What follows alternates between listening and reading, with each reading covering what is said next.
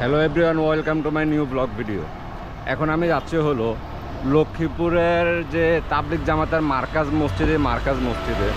আমার পাশে দেখতে পাচ্ছেন তাবলিগ জামাতের মার্কাজ মসজিদটি আমি দেখব কেমন, আপনাদেরকেও দেখাবো।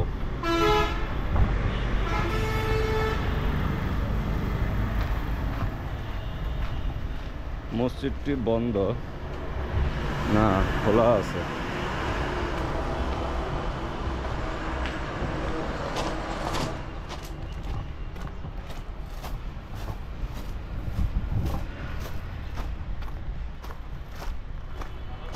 এদিকে ছোট একটা পুকুর দেখা যাচ্ছে।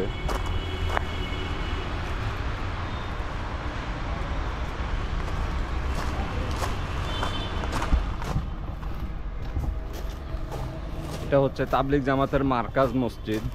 আর এই মার্কাজ মসজিদ নিয়ে তাবলিগ জামাতের যে বেদাতিপন্থী যারা আছে, সাতপন্থী, তাদের মধ্যে আর হক যারা আছে তাদের মধ্যে অনেক দ্বন্দ্ব চলতেছে। এই দেখুন, আর আশেপাশের এরিয়াগুলো দেখুন।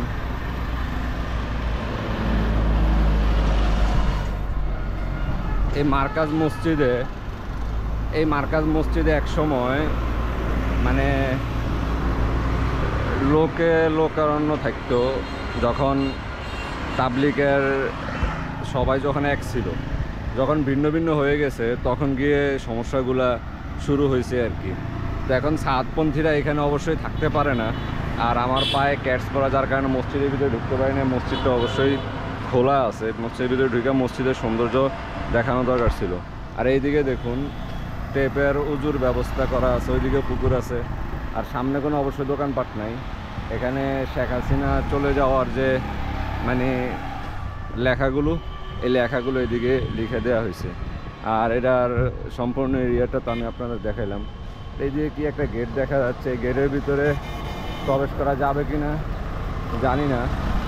এই আর কি লক্ষ্মীপুরের মার্কাজ মসজিদের এরিয়া। তো আমার লক্ষ্মীপুর মার্কাজ মসজিদটাও দেখা শেষ হইলো।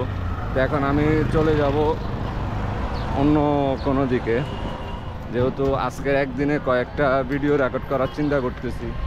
তো আমার সামনে এখন আমি যেদিকে যাব,